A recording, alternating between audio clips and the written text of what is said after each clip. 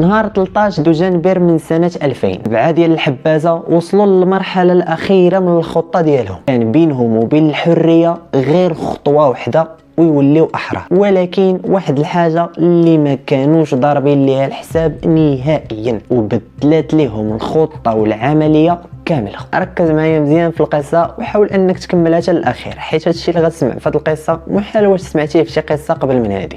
نبداو ندخلوا في القصه ونعيشوا الاجواء. كنظن انه جميع عمليات الهروب من السجون اللي وقعت في العالم كامل، العامل المشترك اللي كان بيناتهم هو الخوف ديال هذوك الاشخاص اللي كينفذوا خطه الهروب. ولكن في هذه العمليه بالضبط الخوف ماشي هو اللي كان مسيطر، نقدر نقول لك ان الرعب هو اللي كان مسيطر في هذه القصه. وحاليا حنا في سنة 2025 ومازال كيتعتبر هذا الهروب هو أخطر عملية هروب دازت في التاريخ. القصة ديالنا ديال اليوم هو أخطر قصة هروب من السجن وقعات في العصر الحديث، واللي نقدروا نسميوه هروب مجموعة تكساس السبع. مجموعة من 7 مجرمين كانوا في واحد من أشد السجون حراسة في أمريكا، وبطريقة اللي كانت عجيبة قدروا أنهم يخططوا ويهربوا من هذا السجن. كان الهدف ديالهم من بعد الهروب هو أنهم يبداو حياة جديدة من الأول، انهم غيبعدوا على عالم الجريمه ويحاولوا يخرجوا من امريكا عن طريق المكسيك، يقلبوا على خدمه تما ويحاولوا يبنيو حياتهم من جديد ويبعدوا على المشاكل. ولكن كانت حاجه وحده حبسهم باش انهم ما يديروش هادشي، هي الحريه. كانوا محتاجين يتحرروا من داك السجن باي طريقه كما كانت، وهما كانوا مسجونين في واحد الحبس كان الاسم ديالو سجن كونالي. حبس كانت مشدده فيه الحراسه بزاف، اللي كان في واحد المنطقه سميتها كينيدي في ولايه تكساس. وهذا الحبس كانوا كيعتقلوا فيه اخطر المجرمين في امريكا. حبس كان مشدد وكان بعيد على المنطقه اللي كاينين فيها السكان،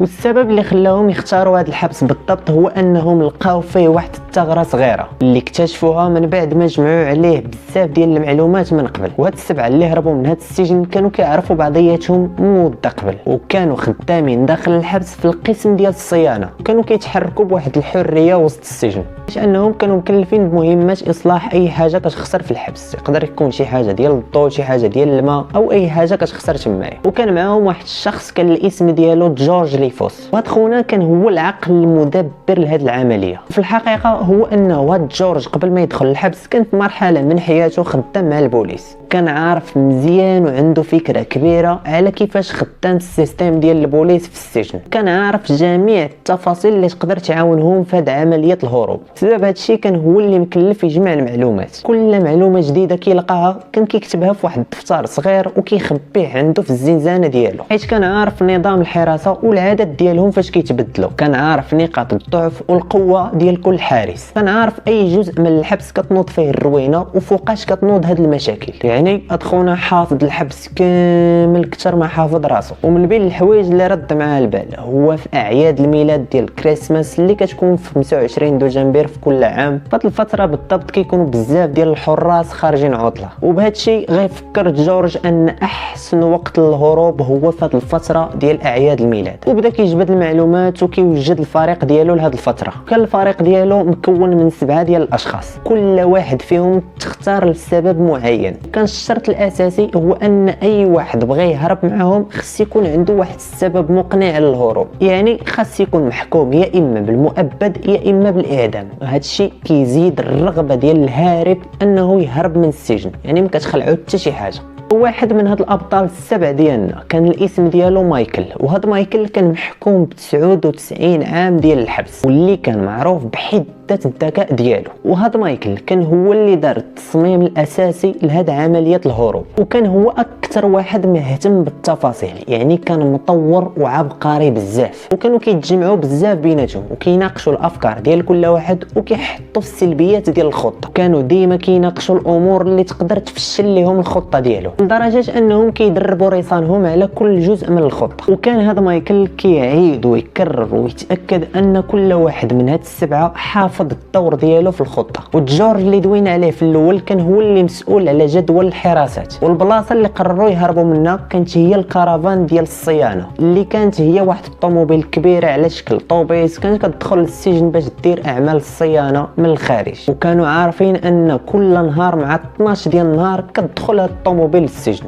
كانت كتدخل بالضبط باش تخرج عمال الصيانه، وكانوا لاحظوا ان التفتيش عليها بالضبط ما كانش مشدد بزاف. ومن هنا جاتهم الفكره ديال انهم يهربوا فيها، وكانت جاتهم واحد الفرصه باش انهم يمشيو ويشوفوا هاد الطوموبيل كيفاش دايره من الداخل، واش كاين فيها بلايص اللي يقدروا يتخباو فيها. ولاحظوا ان كاين في الداخل ديالها واحد الصندوق كبير ديال الحديد مخصص انهم يديروا فيه معدات ديال العمال، وهذا الصندوق كان مسدود بقفل، وشافوا انه ساهل يقدروا يحلوه، ومن بعد يشوفوا اللي غيسد عليهم داك الصندوق. وطبعا كان هذاك الصندوق ممنوع يستعملوا شي واحد من غير عمال الصيانه، لكن هاد السجناء الا لبس فيهم شي واحد لباس عمال الصيانه وعاون هادوك الخدامه، فاكيد غادي يخليوه يطلع معاهم في داك الباص. وهنا غادي يمشيو يطلبوا من صاحبهم دونالد اللي كان خدام في قسم الصيانه باش انه يعاونهم. المهمه ديال هاد دونالد كلفوه باش يجيب لهم ملابس ديال عمال الصيانه باش يلبسوها في عمليه الهروب، وباش انه يعاونهم في الوقيته ديال الهروب ويرجع يسد عليهم داك الصندوق في حل ما وقع والو. هذاك جورج اللي دوينا عليه مره اخرى في الاول